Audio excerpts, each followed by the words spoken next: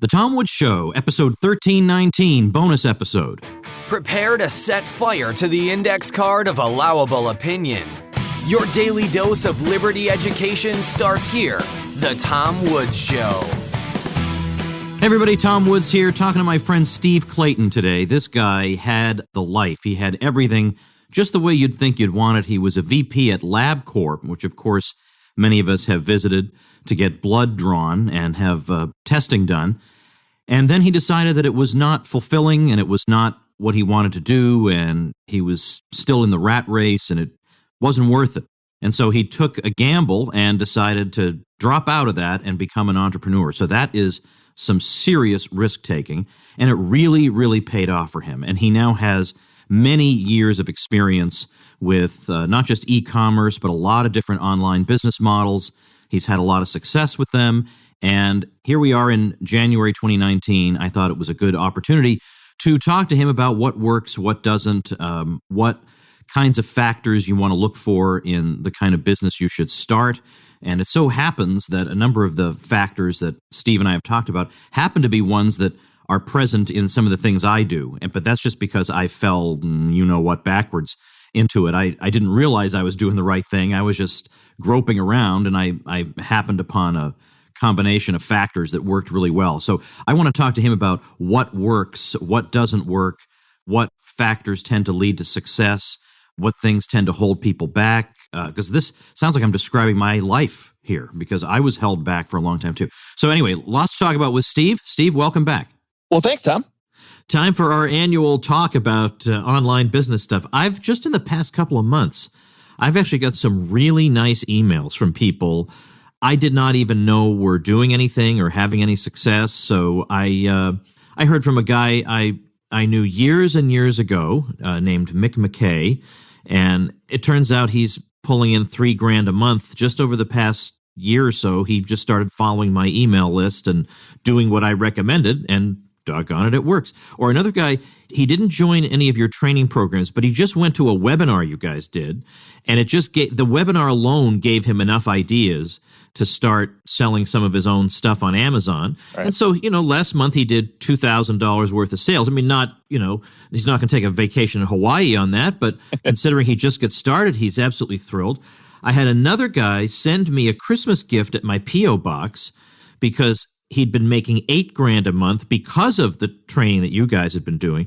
And this has just started to snowball. Most of the time, people don't bother to tell me how they're doing. I know. And lately, now they're actually, because I've been badgering them, look, if you're doing well, the old man here would like to know about it. Anyway, I thought this is an opportune moment. It is January. Yeah. People, I hope, are still in New Year's resolution mode.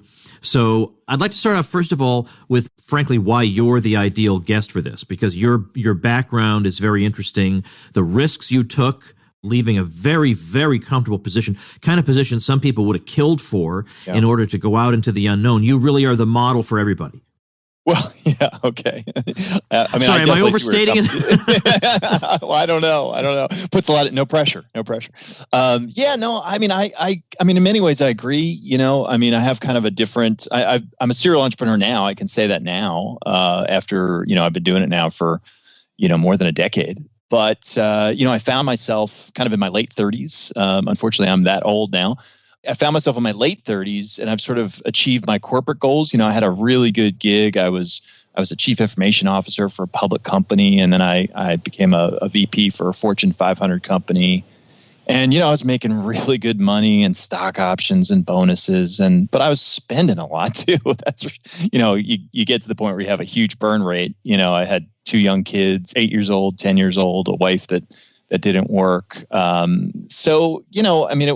It was comfortable, but I definitely knew that something was missing, and I just wasn't happy. I really didn't have the freedom that I wanted, and by that, I mean, I had financial freedom, certainly.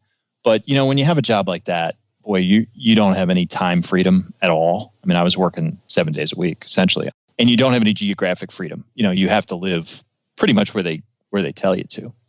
So I always wanted to be an entrepreneur. I was a frustrated entrepreneur. And I just found myself achieving most of what I had set out to do in corporate, and then saying, well, and again, at 38, 39, whatever I was, is this it? And I just made the leap. I said, I'm going to give this a try. This is my time. I'm going to do it to see if I can make it work. And I like to say I haven't had to have a real job since. So it's been fantastic. That's a great thing. And I started off pretty, I wouldn't just say non-entrepreneurial, almost anti-entrepreneurial. I was a college professor. Oh, yeah. So, and I had tenure. Oh, God. So there you go, right? You don't have to do anything.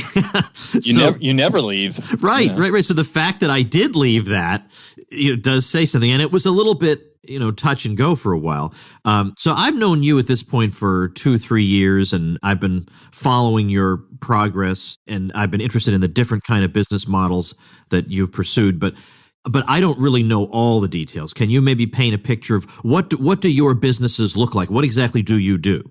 Yeah, we just, it's funny, you wake up one day and you realize you've gone from zero to something quite large, really. At this point, we have employees in the United States, in the UK, in Pakistan, in China, in Australia, in Ireland, in Argentina, in Croatia, and in Romania. We've got, across all our companies, we've got more than 50 folks who work for us. And we haven't closed all the books for 2018, but we will do somewhere between $17 to $20 million in revenue. Now, again, this is across all of our different companies. So we've got an affiliate marketing company that's turned into like a training, consulting, and of course, affiliate marketing. We've got a big e-com company with China warehouse and China office. We've got a software as a service company, which we create software that helps people sell products on Amazon. There's a whole bunch of back office stuff that has to get done. We own a hosting company. We have another software as a service company that essentially does digital marketing for small local business owners. We've got ownership in a search engine marketing agency for small local business owners. And we're starting up a new company in 2019 that we'll be talking to people about. So it's pretty, you don't even really think about it because you're just going from one thing to the next as kind of as sort of a serial entrepreneur. But you wake up one day and you start to put it down on paper and you go, wow, that's there's a lot going on, So yeah, that makes me sound like a lazy bum compared to what it is you're doing. I want to point something out. Sometimes, because you do a lot of training of people, you have training programs and groups where you help folks and stuff. And whenever people who are successful do that, you always hear people on the sideline saying, well, if you were so successful, you wouldn't need to be teaching people. You just go do it. But, look, let me tell you something that I'm actually very successful at, Steve, and that is I'm really successful at email marketing. Okay. I've gotten really, really good at this, and I love doing it. And so this year, I've actually decided I'm actually going to put together a little program where I teach it to people. And I should show you, this is what works. I've been doing it for a long time. I know what works, what doesn't. I'm going to show people exactly how to build a list, what to send to that list, what everybody else is doing wrong, and you can save yourself some trouble by not doing it. And now I expect that program to do pretty well. Like, I think I'll probably sell a decent number of them, but it's not going to be like my main source of income. And I could easily not do it, and it would save me some aggravation not to do it. But I want to do it because I think that would be enjoyable and rewarding. Yeah. And so if people say, well, if you were such a good email marketer, just keep doing that. Why do you need to sell a program on it? Because it's fun. Stop being a killjoy because it's fun. It's actually more fun. For us, long time ago, we realized that our passion was really to teach and to train. And, as you were pointing out in the beginning when we first started talking, where you get these people that just come up to you and say, hey, I've done well because of your influence. Let me tell you, that never gets old. And so a long time ago, we decided that was what we wanted to do. And so our model is very simple. Every single thing that we do, as far as starting businesses and running them, every single thing we do that works, right? Because we do shit that doesn't work. Sorry. But everything that we do that works, we teach also. Because why not? It's synergistic. And so, since we've starting all these businesses, we've created 15 online training products that cover, SEO, SEM, affiliate marketing, information product development, e-commerce, and tens of thousands of people we've impacted positively, I certainly hope. But and we get those kinds of emails and people coming up to me in all sorts of weird places. And and saying, hey, even the first one we did was Commission Blueprint, which is now more than a decade old. People come up to me and say, hey, it changed my life, and that just does not get old. And there is no reason we ever will stop doing that, because frankly, it's more fun than the core of our business, because we have an impact on individual people's lives. It's hard to replace that. People listen to what you're saying, and a lot of them are inspired, and they do take that first step. They start a business, particularly an online one. But there are a lot of folks who, in principle, they want to do it. Yeah. But in practice, that first step is just the biggest hurdle of all. And in my case, it wasn't so much, for a lot of people, it's fear of failure. Yep. In my case, it wasn't so much fear of failure, although there was some of that. It was more, I'm not even sure I can put it into words. It was more like a fear of just breaking from routine, because I liked my routine. That was something that I liked, stability. I liked something I could rely on, and breaking from that, I guess for my personality type, was a real challenge. So obviously you must run into a lot of people who, come to your stuff and they love what you're doing, and then they never pull the trigger. And I'm sure you ask them why. Yeah. Oh yeah. We spend a lot of time on these things.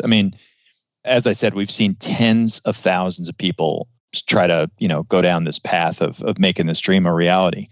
And we've seen some common reasons why people just don't start. And you talked about one. Fear is a big one. And you articulated very well some of the fears that people have: fear of failure, fear of success, fear of getting out of their routine, doing something different. But I'll tell you what, I actually think that there's a more insidious fear that people have that we don't talk about because people don't realize it. And it's because for many people who want to go down this path, the dream of being an entrepreneur is part of their personality. It's part of their makeup and their identity of themselves. And they always have this dream, at any moment I could leave corporate, or I could leave my job at McDonald's or whatever it is and become an entrepreneur. And I always have that. And it's a part of my identity. So there's a fear, if I actually took the step to do it, but then failed, then it's a devastating loss.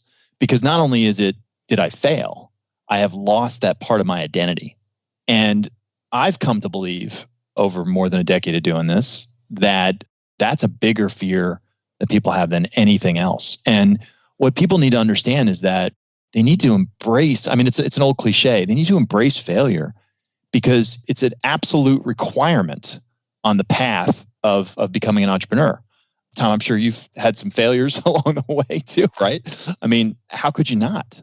And so people need to just say, it's like a task I have to check off. I've got to do some failure, along with some success. So anyway, I'm pretty passionate about that one. That's one we see all the time. We see people get confused, sort of like this paralysis by analysis. There's so many different things nowadays that people could do from a business perspective. Used to be, you could open up this kind of store or that kind of store or whatever. You could be an Avon salesperson, whatever it is. Now, there are so many different things that people just get paralyzed, And so you have to have some kind of criteria to sort of say, yeah, this is the right business model for me. I'm going to do that one. And I think money and time, those are two things. People think you need a lot of money to start. And truth is, 20 years ago, you did. Anytime you're going to do any kind of brick and mortar or anything like that, you absolutely needed a lot of capital. And you just don't now. It's always easier, with money and capital, but there's lots of different ways to start businesses without upfront capital. And with just a little bit of time, just putting in as much time as you can. Obviously, the more time you put in, the faster you'll achieve results. But if you could only put in an hour every couple days, maybe it takes you a year to make results instead of 2 months. But at least at the end of that year, you're where you want to be, So those are some of the things that I've come across, the reasons that people don't even begin. On the failure front, I'll say that, I've done pretty well with digital products and stuff that have really done well, but I'm also an author, right. And let's just say some of my books have done better than others. We'll just leave it there. And the thing with that is that's a very public failure. Yeah. Because people can easily track in this day and age how your book is doing, So that, now the last book I put out was several years ago, and it was just a compilation of essays that I self-published, and that thing did way, way better than I thought, considering it took no time to put together. But there have been times when I don't understand why. This should have worked. I know I have experience in this.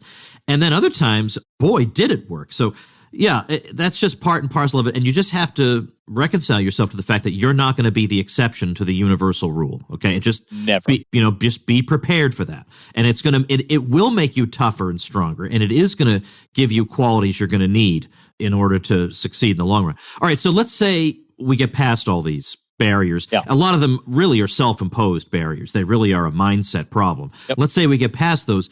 But even that, obviously, that's just step one, because then step two is you have to have a business that works and that isn't losing money for you. Yep. So then there are, I remember when I did a workshop for people and I said, I had a lot of people who had tried to start some kind of online business, and I asked them what was the main thing that caused it to fail. And overwhelmingly, they said I couldn't get traffic to it. Right. I could not get people to show up. So what do you find is the main thing or the main few things or whatever? Yeah, there's always particular tactics and stuff that cause people problems, and oftentimes traffic is certainly one of them. But at a higher level, I think when we sit down and look at why do people have problems once they've gotten over the hump to start, the first thing we see is that people they don't manage their own expectations properly, and by that I mean they don't have like a benchmark.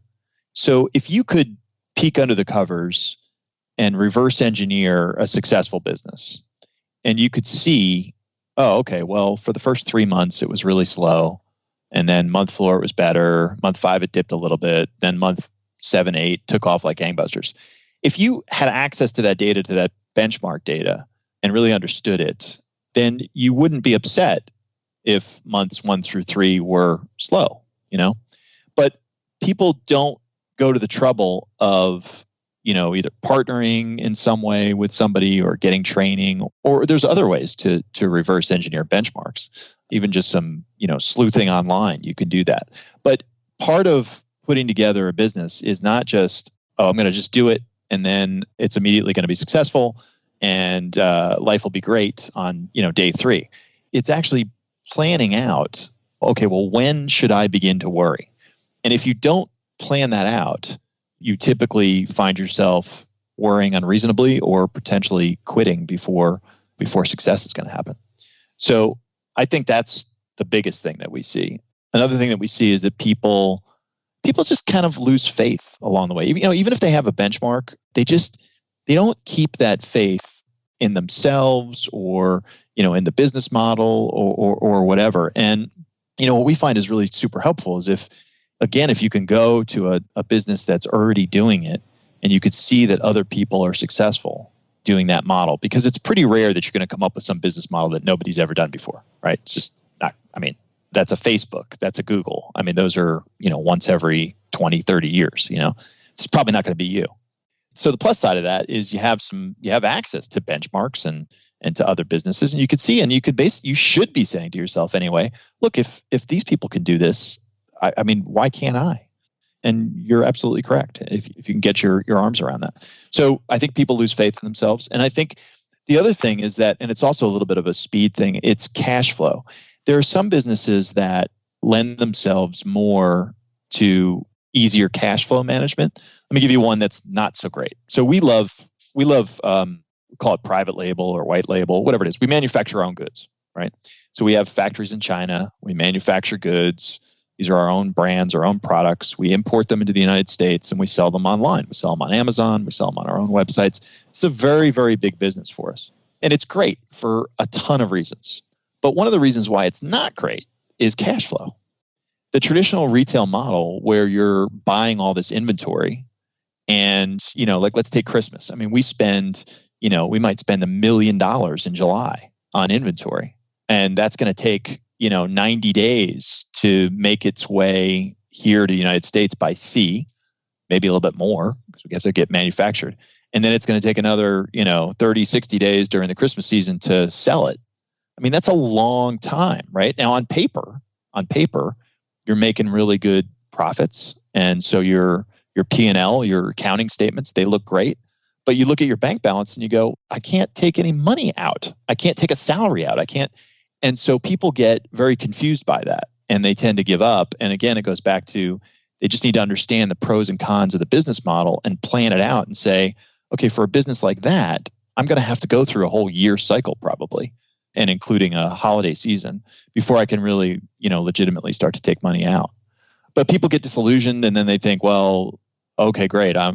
It's wonderful that I built a business, but if I can't take any cash out, then what good is it to me? And so they need to have that understanding. So I think those are the three reasons that we see, at sort of a higher level, why people tend to give up.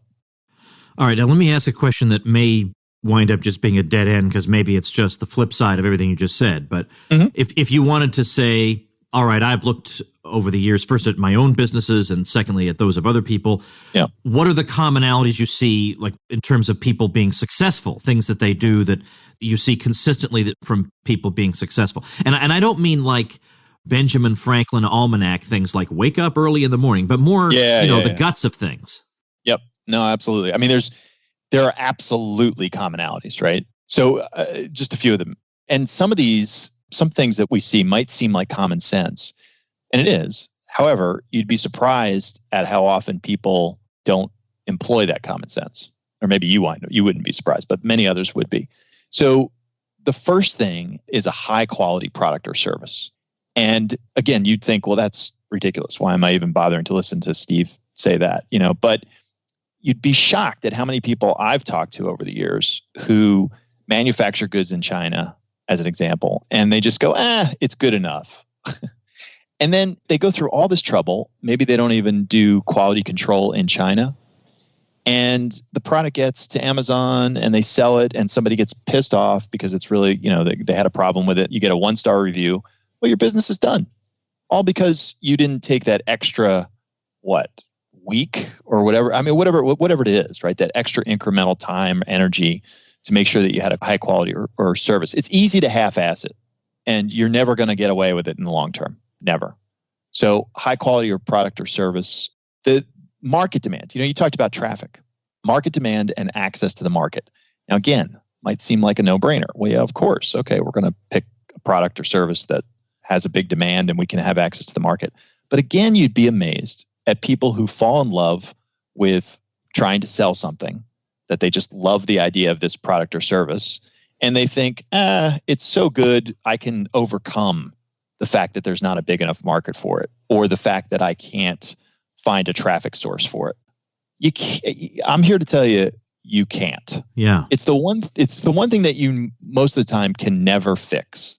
If there isn't a demand for the product and or you can't target those people in some way, either through Facebook advertising or you're on Amazon or emails or whatever it is, you're never, ever going to fix that problem. And Steve, if I may just jump in for a second, I can't say who it is, of course. I don't want to hurt the guy's feelings, but I know of somebody who is desperately trying to sell something nobody wants.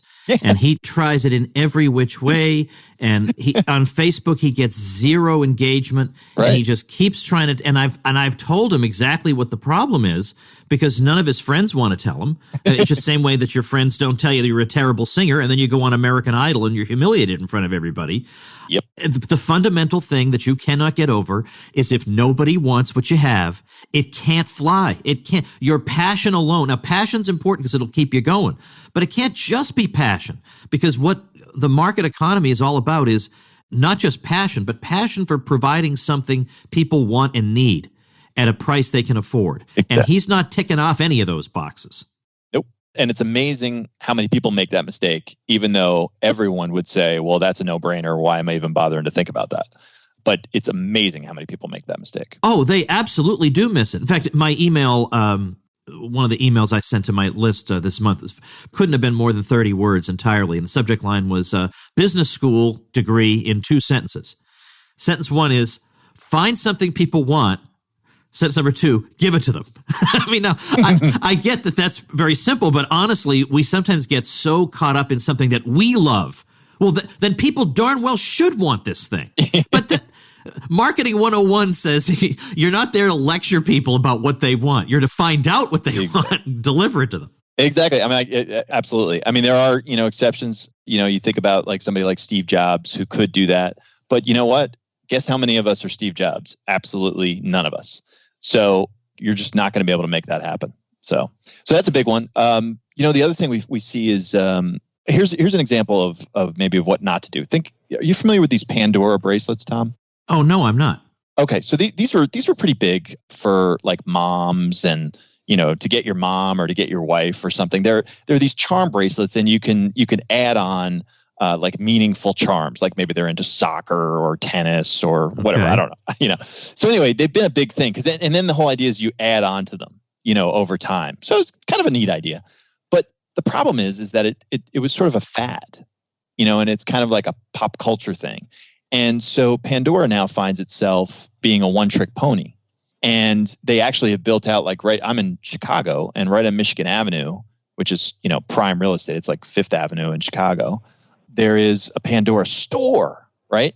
And they only have this like one thing, and they have been unable to expand their product line because people just don't see them as anything but this one-trick pony. So it's kind of, what I'm trying to get at is that one of the things that we see that's common with people that are successful is they don't chase the fads. They don't chase the pop culture. How much longer a Pandora bracelet's going to be around? I don't know, but probably not that much longer. How long will mousetraps be around? A long freaking time, and they've been around for a long time. So, it might not be sexy, but it's not a fad. It's not a pop culture. And it kind of is a corollary to what you were talking about with, the marketing rule. But it's definitely something that we see that's very common. Is almost the more boring the product or service, the more successful people tend to be. Right. Now, the thing is, one objection I can imagine somebody having to that would be, I get your point about the mousetraps, but probably, I don't know anything about the mousetrap market, but probably the thing with mousetraps would be there are hugely established mousetrap companies already out there. So, sure. So I mean, there's a lot of factors to bear in mind. So how do you, in light of all this kind of stuff, thinking about reasons people fail, ways they succeed, things that work, things that don't, at this point, after having done this for, basically teaching people stuff and things like that for about 10 years, what are you settling on where you say, well, nothing's perfect, nothing's going to solve every conceivable problem, but this comes darn close? Yeah. I think you have to look at a whole bunch of metrics when you're evaluating a business model, right? And I think you have to look at solving all these problems that we've been talking about and basically just measuring and planning out, okay, if I were to do this business model, is it going to work for me? Is it going to overcome these obstacles that we have here, right? So a few things to think about, like things to really just sort of check off, when you're looking at a business model, take a look and say, all right, number one, is it going to give me results in a short period of time? Is it going to give me results in weeks and not months, maybe even days, right? Is it going to do that?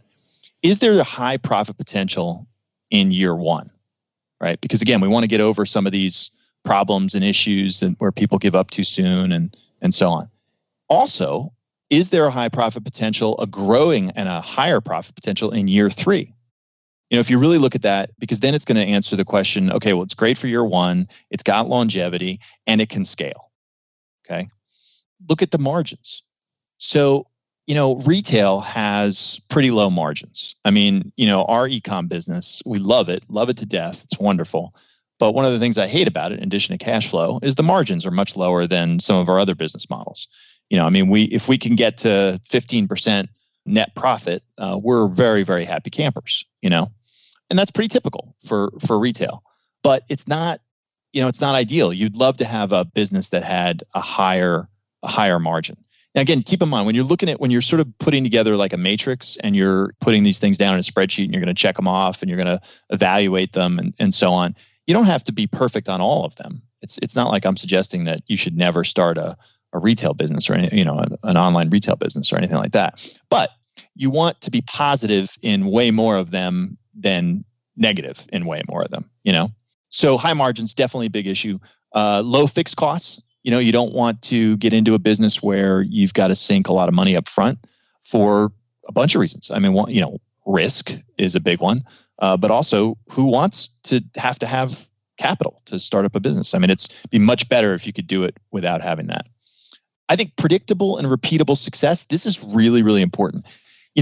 Tom, one of the studies, and admittedly statistics are, better than I, you can make all sorts of arguments either way. But if you look at franchises as an example, some 90% or more of franchises are successful versus somewhere around 15% of businesses that are non-franchises are successful.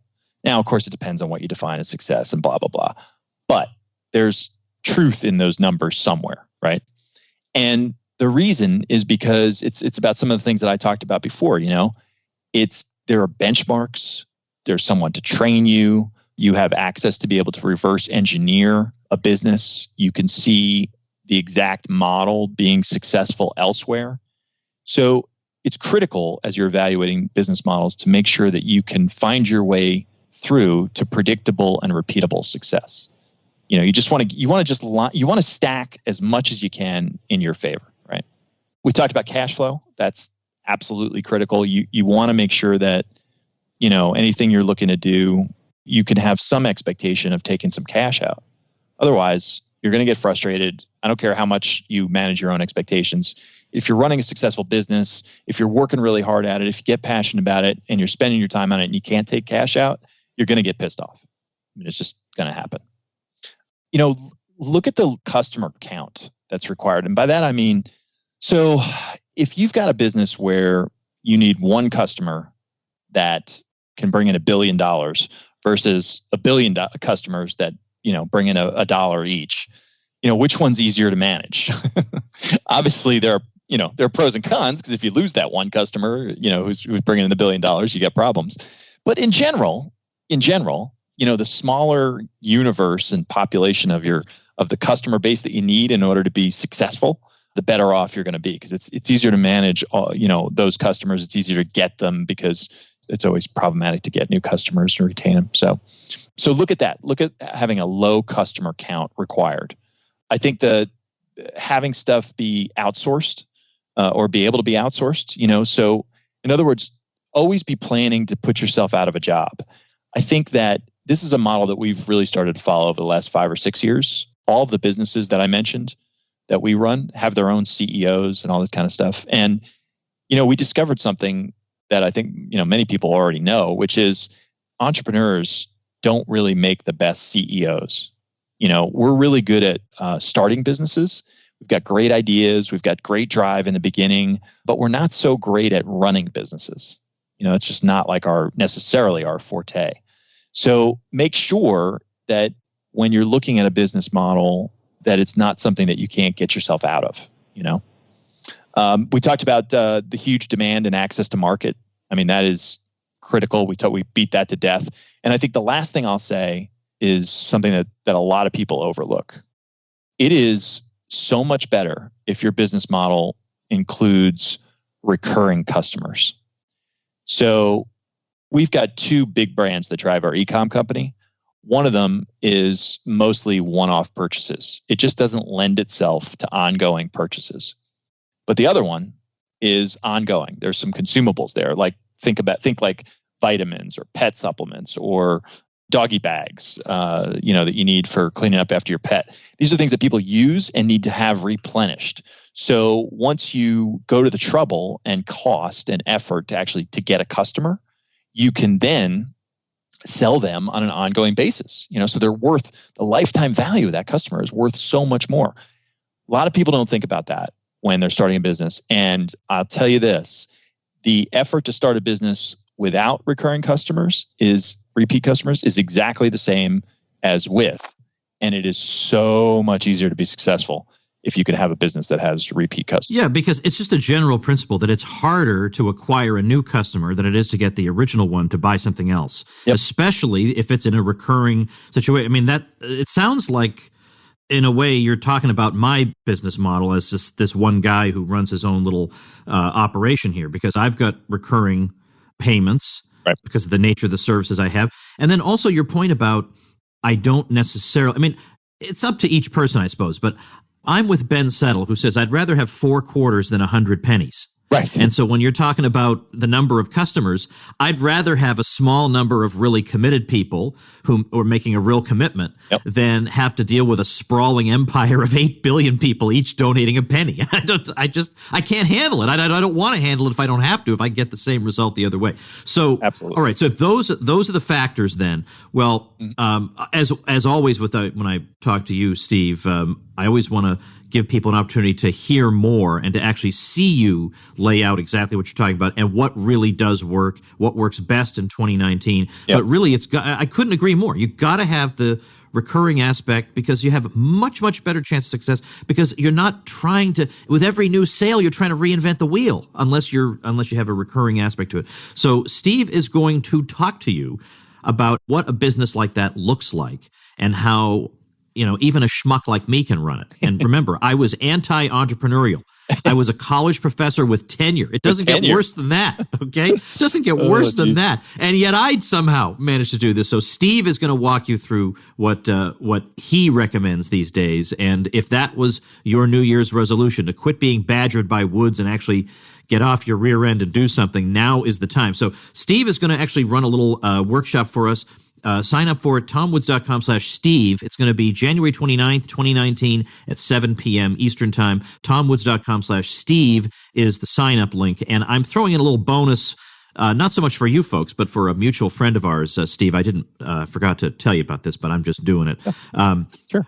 I have a friend of the show who's been a guest many times, everybody loves, named Scott Horton, and he has a show of his own, and he is on a shoestring budget, and he performs miracles on a shoestring budget, and doggone it, it's unjust that he's on a shoestring budget. So everybody who shows up to your seminar, Steve, and stays through the whole presentation, for each person who does that, I'll donate $10 to the Scott Horton Show. So I want to be giving Scott thousands of well-earned dollars as a result of you folks doing something you should do anyway, which is listen to Steve Clayton. Right. That's never a bad use of your time. Steve, before I let you go, I just want to ask you, as a guy who's been through it all, and I mean, I've never been in the corporate world. You have. Yeah. And then to leave that and do all this. Obviously, I can't let you go without asking about lessons learned. I mean, obviously you've had failures, or whatever, but what would you say are things that you learned from all this? I actually learned when I was making the decision about leaving corporate, I got the best advice from my dad. Now, to put it in perspective, my dad was also the anti-entrepreneur for sure. Now he's a guy that spent 35 years with the same company, public sector.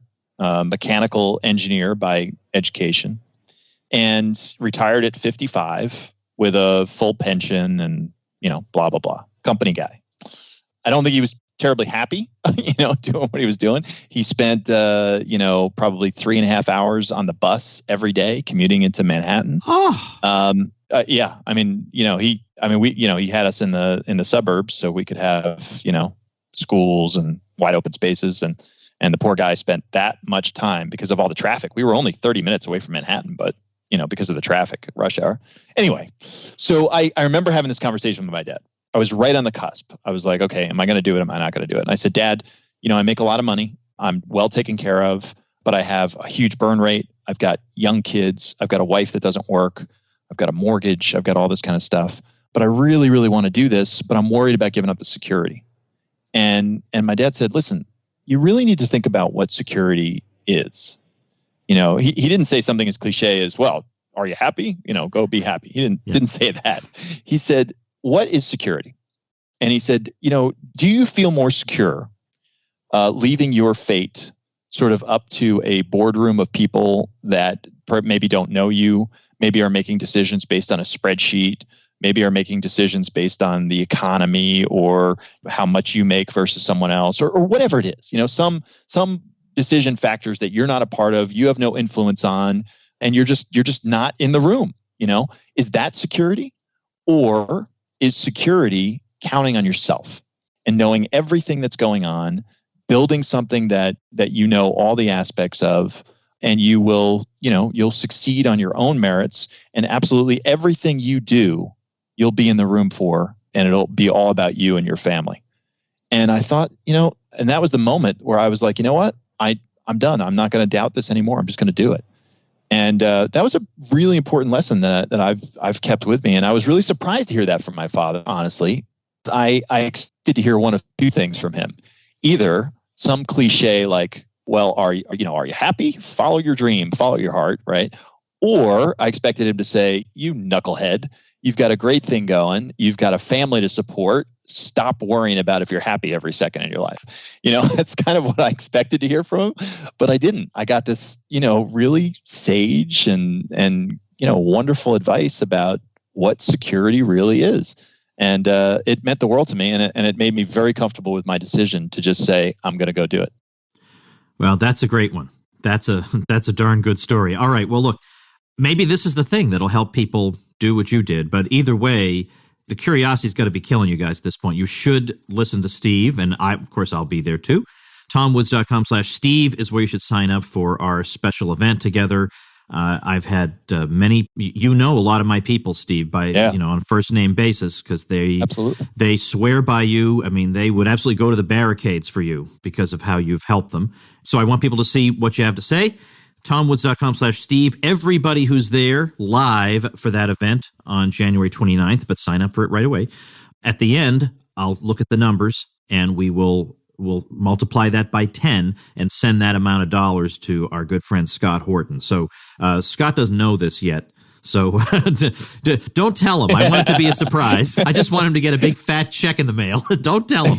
But anyway, thanks a lot, Steve. We'll talk to you again soon. Thanks, Tom. All right, folks, that's it. We want to help out both you and the Scott Horton Show. So by all means, sign up at TomWoods.com/Steve. Make sure you're there live and you stay through to the end. And I want to give Scott Horton a huge fat check when this is all over, because man, does that hardworking guy deserve it. And you will definitely feel like this was a valuable use of your time, I guarantee. So TomWoods.com/Steve, and I'll see you next week. Become a smarter libertarian in just 30 minutes a day. Visit TomWoods.com to subscribe to the show for free, and we'll see you next time.